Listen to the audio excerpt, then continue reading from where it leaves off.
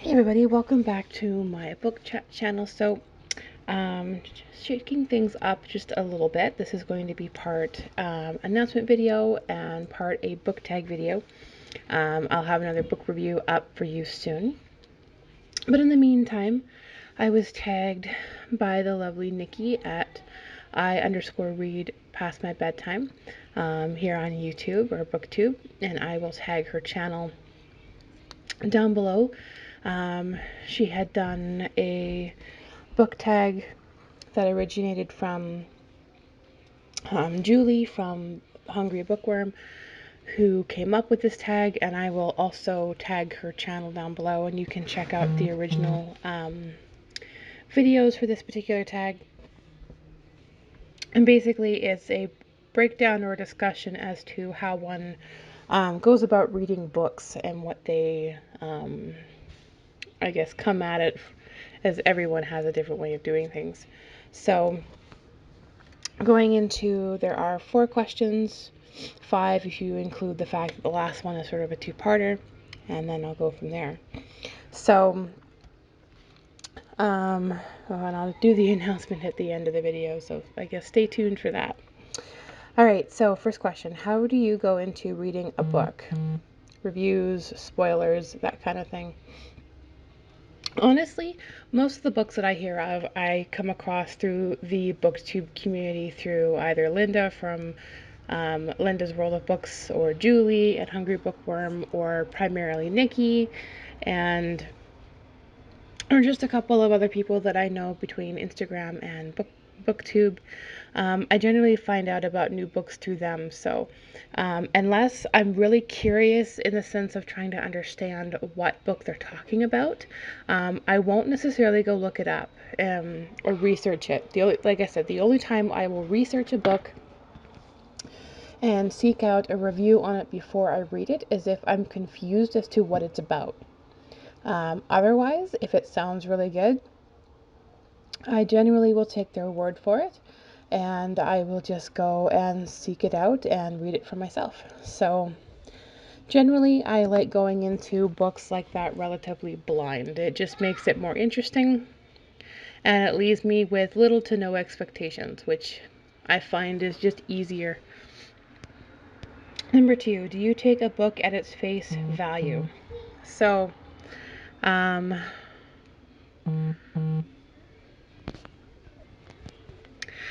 if by meaning do I go by the book cover itself, I've found that, the covers themselves will draw me in based on their artwork and maybe cause some curiosity as to what the book might be about. For example, I was drawn into reading a book called The Evil Queen because the cover of the book was just incredibly alluring as I spotted it in Walmart, and I couldn't help myself but go and check it out. So I ended up reading a book purely based on that. But other than that, not really. If I read a book, it's simply because I want to, and usually has very little, if not anything, to do with the cover at all. Mostly from an artist perspective, I just end up respecting the artwork, or I end up either liking it or disliking it and having an opinion. But beyond that, that's kind of it for that. Question number 3. Do you read a book as the author intended? I'd like to think that I try to. I don't know, when it comes to reading books, I try to go in with an extremely open mind, regardless of whether or not I've heard about the book or not. To reference the channel, ever since I watched A.G.Macdonald, his little cartoon or skit that he had on his BookTube channel, one of the primary things was the fact that, every character, it doesn't matter whether they're quote-unquote good guy or bad guy or somewhere in the middle, nothing is ever black and white. There is always a ton of gray to every situation. And I sort of approach a book from that perspective that, regardless of whether or not I'm following the bully, the victim, or whatever the storyline is, every character, there are multiple layers of gray, and I try very hard to put myself in the situations and try and understand the different perspectives and things going on from that ideology. And it was because of his channel, actually, that made me look at books and situations a little bit differently than I used to.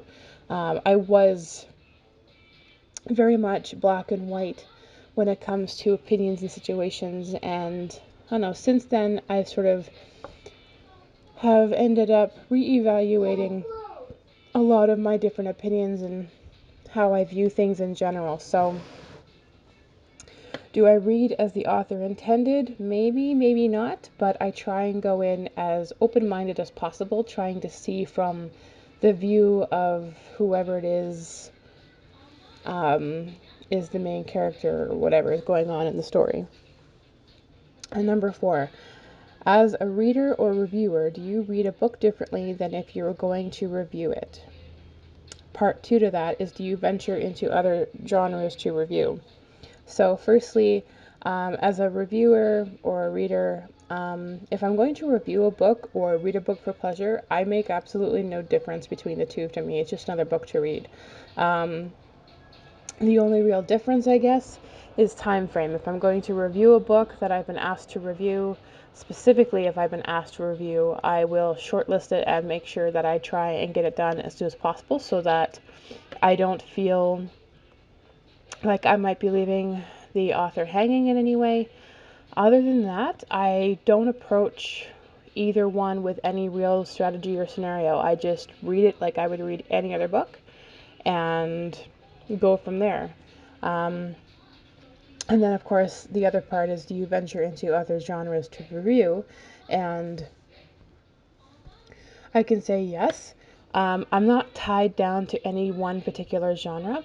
The nice thing about, the channels that I had mentioned, Julie from Hungry Bookworm, Linda from Linda's World of Books, and from Nichi at I_read past my bedtime. Between the three of them, there is a wide variety of genres that get mentioned and read and viewed and debated and discussed, and who knows. But if they happen to mention that it sounds really good, it doesn't matter the genre, I will look it up and pick it up and potentially read it, even if it's a kid's book. Like, it really doesn't matter to me.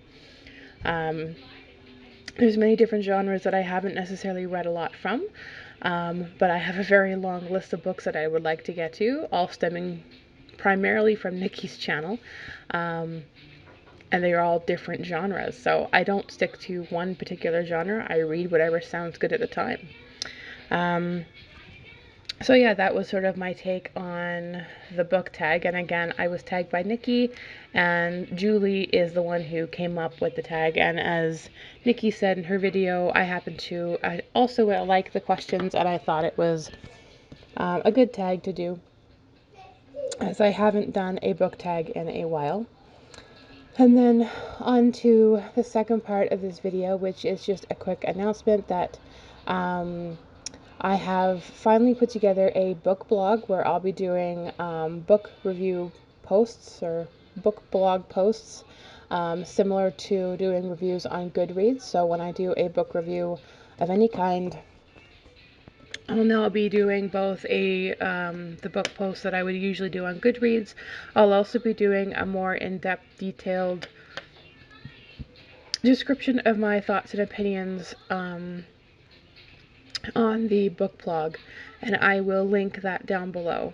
So I hope that you check that out, as I strive to upload several new ones every week. Right now, I am putting up a lot of the ones that I have done in the past as I'm reading new books, and then as I read new ones, there will be newer ones that I will follow. So I thank you all so much for coming in and checking out this new video with the book tag and book blog announcement.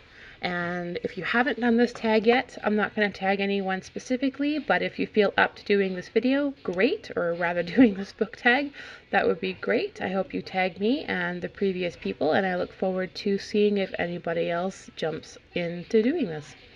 I thank you all so much for tuning in, and I will talk to you all again very soon. Happy reading!